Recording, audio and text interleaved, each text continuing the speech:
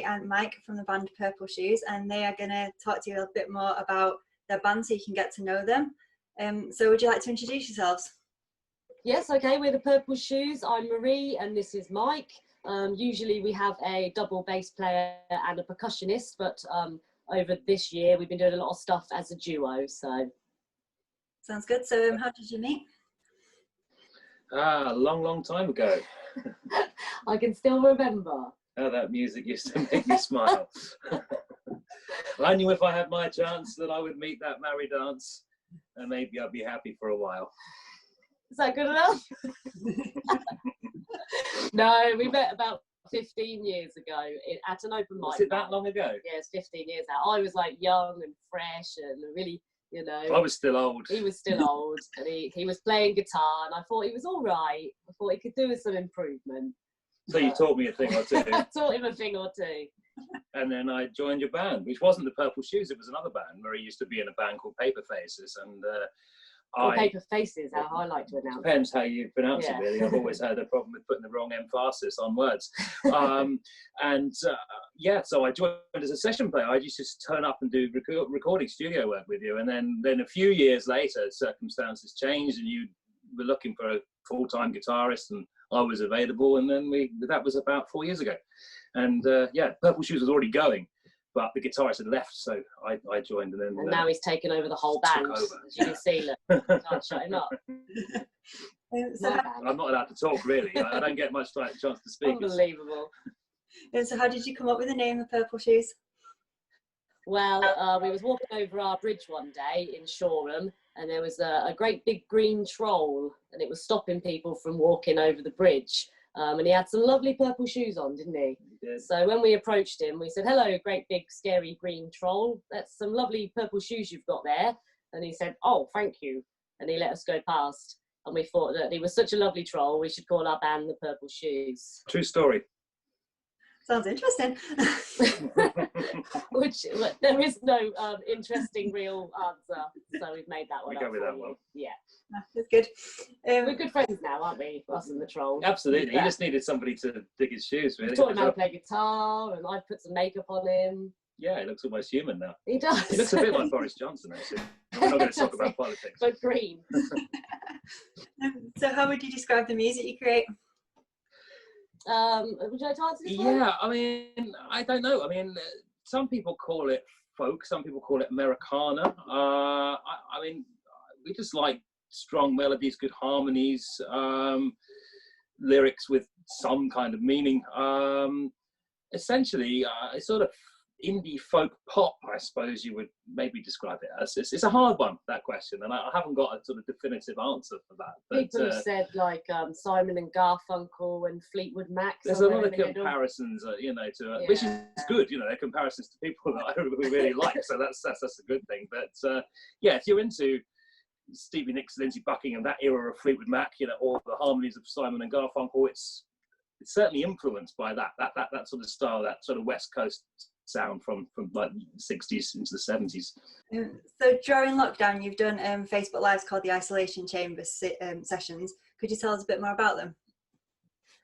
Okay, well, it started off where we were becoming very lonely and isolated, and couldn't stand each other's company anymore. So no, so we'd written a song that we were just about to play live. A friend of ours gave us some lyrics, and we turned it into a song. And we wanted to show it to him, and obviously we were all locked down, so we did a Facebook Live to try and find him. So we said to everyone, we're looking for John, so if anyone's here, if anyone knows him, phone him, tell him to go live, come and see us. And it took about 45 minutes. We were on air for about 45 minutes, and eventually, so I'm driving back from Norfolk or somewhere, yeah, and he pulled over and he watched the rest of the live stream, so we were able to play the song for the first time that he'd not heard, because it was a poem that he'd written and we turned it into a song. Yeah. And people seemed to like the banter that we were doing and the sort of build up to when we did get round to finally performing that song. So we gave it another go the next week, and we put a bit more effort into it. So we sort of interspersed the talking and the chatter with some songs that we'd written. Yeah. And it gradually sort of put a bit of a following. And the good thing about Facebook Live is that it's interactive. You know, you can put in your comments as you go. Yes, we felt like we were talking to our friends on a screen like we were all doing at that time. So it was nice for us to talk to other people other than ourselves, even though it was just a screen. And then we made a paper mache head, which turned into a man called Tony. And then some of our followers made paper mache people themselves. So they became a family. And then we made a paper mache dog. Trev. And then we got our bears involved because they were like, had to go at us in the bedroom saying, can we get involved? So we got those in. And who else is in the family? One of our fans made Titania, who was going to be our paper mache's girlfriend, because he was lonely. So as you can sort of gather, it took on a life of its own, you know, through the people that watched it. Yeah. So it became completely interactive, and we were going to stop after 2 series. We thought, well, you know, we've done enough now, and the world was beginning to open up a bit, and people were going out more. We weren't really needed to in the same way, but for some crazy reason that they demanded we did a 3rd series. So we did a 3rd series, but it was with tasks. We would get every week. We would get people involved, whether it was making a jingle or one of the things we did was something to scare a seagull. Because I don't like seagulls. We live by the coast, and so I asked if they could come up with a device to scare the seagulls. So people were actually sending some of them actually turn up at the house with these seagull scaring devices, and they were all featured on the show. And that made a hat for you, didn't we, one task? Because I was a hat, so there was another task where other people made me these weird and wonderful hats and things like that. And the great thing about the task were we hardly had to speak. We would, you know, let the people take over. We were just featuring their input, which was great, you know. So so we ended up with 3 series. They're all on YouTube. The whole show is on YouTube on our Purple Shoes page. We've been trying to get more followers on there. And so, it just took off for life of its own, and we enjoyed every one, didn't we? Oh, it was great fun. I mean, I haven't gone back to watch any of them, but they're out there on YouTube. If people like, you know, interactive silliness and music, to hear some original music as well, then they're 1-hour shows. There's 18 of them in total. Is that right? Mostly recorded in lockdown, and they're available on the Purple Shoes YouTube channel. I'll link to it in the description below for you. Brilliant. Thank you. It sounds good. It sounds like it brought a lot of people together as well during times that would be hard as well. And we got some lovely messages from people that were isolated, like your mum. My mum, didn't go out, and a lot of other people like that who didn't go out for months, and they said it was the highlight of their week. So that was really nice for us to hear that we were helping people. It was just one of those happy accidents, really. As I say, it started off with this one-off live stream, and then it just really did take on a life of its own. And people seemed to appreciate it, like you say, during that time when we couldn't get out, and you know, they'd all completed Netflix and Amazon Prime by that time. You know, there's nothing left to watch, so they stayed in on a Wednesday with us. Television wasn't great, was it? But so that was an interesting thing to do, and we both really enjoyed it. That sounds good. So you've recently just released an album, and for anyone who's not heard it, would you like to tell us a little bit more about it and what it's like? You can start, and then I'll cut in. Okay. The album's called Small Town Fairy Tales. Slowly. Okay. Getting excited. It gets faster and faster. It's called Small Town Fairy Tales.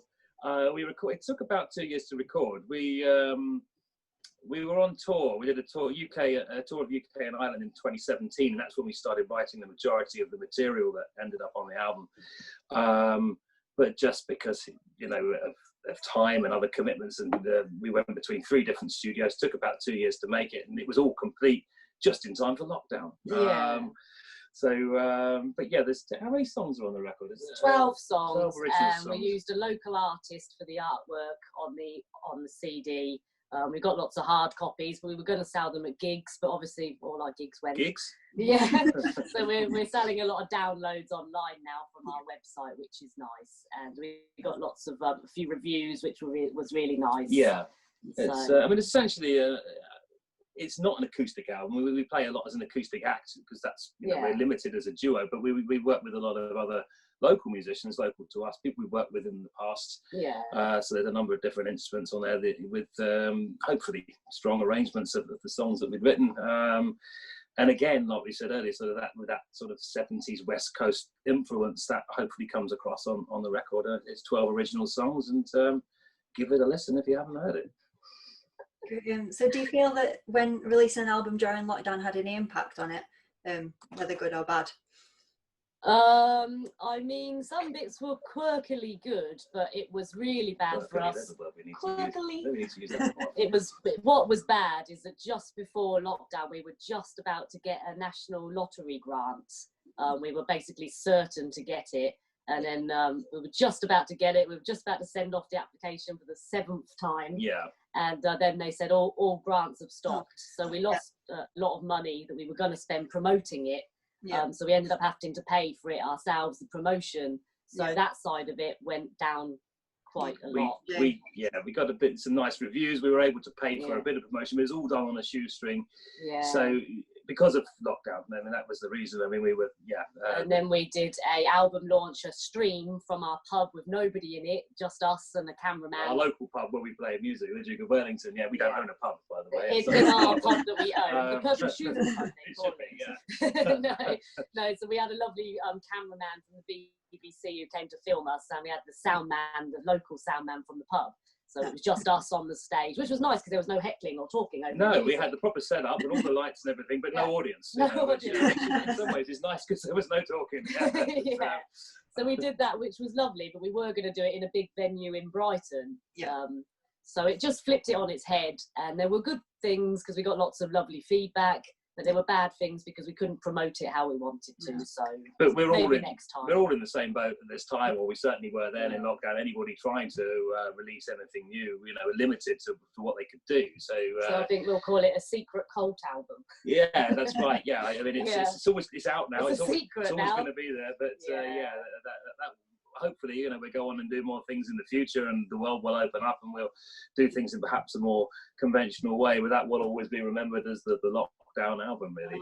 So it was hard, but we're really lucky that we finished it before lockdown. We were just onto the manufacturing stage, weren't we? Yeah, because we did all the recording, all the mastering was all done about a week before. It was just at the beginning of March. Everything was ready to go, and then everything just shut down. Good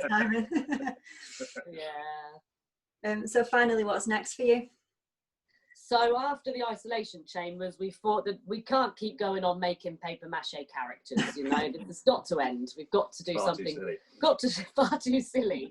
So what we decided to do is a chat show and invite other guests now that we're allowed other people at a distance with us on the screen. So we're working together with a professional TV crew who helped us record the album. So we're all struggling. We're struggling. Our guests are, and the TV crew as well. So we're all going to do a TV show, and they're going to be filming it with 6 cameras. That's good. We've got a local musician, Dom O'Brien from Worthing, who's going to be our first guest, and we've got Richard Dydens. Richard Dydens, he's a very popular comedian and folk singer who had his own TV show in the 80s. Is a regular at the Property Festival. He's written many books. I could go on talking about Richard Dydens all night, but I'm sure some of the people watching this So we're super excited to have both those guests because Dom O'Brien's just hilarious. We've known him for years. He's worked with both of us. Richard I've never met, but Mike knows all about him. Apparently he's a legend. Richard Dydens is a legend. Absolutely. I'm going to pretend I don't know who he is. Who are you? Nice to meet you. So we're doing that. It's going to be a pilot show on the 22nd of October. We're going to go live from a platform that's not Facebook or YouTube, but you can go to a link, get a ticket, and it's like going to a show online. It's the 22nd of October, and it'll be our first one. If it goes really well, we'll do a series like the ISO Chambers. But this will be the Purple Shoes and chat show. It's the Purple Shoes and chat show. Yeah, that's right. Hopefully it'll go really well. We sell loads of tickets. It has to be a ticketed event because we've obviously got a crew doing it this time. It's not just the sort of spit and sawdust thing that we did from home on a phone for the 3 series of the isolation chambers. This is actually going to be hopefully a bit more professional. Film with the TV crew. So we've got a few overheads, but we really hope to bring you a very good show. Tickets are available from Moment House is the platform that are selling them. Yeah, we'll give you the link. Obviously, you can go that in. I've got it here, look, but that's probably a bit silly. But we'll send it in there. That'll be backwards as well. Yeah, it might be. So we're going to be doing lots of banter, chatting, music, and just it'll be an hour and a half. It's also going to show some pre-recorded films that we've done in there. So it'll be an hour and a half. But like you said, it'll be interactive.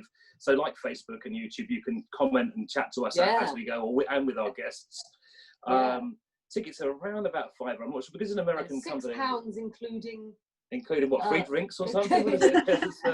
Including the fee or something. It's the online fee, it's a platform that's really been taken off in America. It's sort of paying for tickets to watch something in your own home. It's a very new model, and it's not really caught on over here. But we're hoping it's going to take off because obviously as musicians we're not making any money at the moment because we can't get out and play. Yeah. And this is a way that we can sort of. We're not looking to make but it just will support us a little bit, and we can pay the crew for doing this. And of course, one ticket per household. So if you've got a family of 4 or whatever, it's not like when you go out and you have to have a ticket each. It's one ticket. £1.50 each. Well, so it's minimal really. But I just wanted to add that it is ticketed, but it's for that reason. We don't want to rip anybody off or anything, but it's we do have to charge a little bit for it. But it's it's not a lot of money, and we hope everyone can come and join it and enjoy it. Hopefully it goes well for you as well, which I'm sure it will. Thank you. Yeah, thanks. So a massive thank you, Marie and Mike, for joining me on my channel. And if anybody would like to check out the Purple Shoes, I'll leave all the descriptions in the link below. Thanks very much. Thank you very much. Thanks for having us. Tracy. Cheers. Nice to see you, Tracy. The Shaddow Land, I can still hear him cry, like a seagull circling in the evening sky, like a single wave on a lonesome strand. I'm washed up ashore and that cold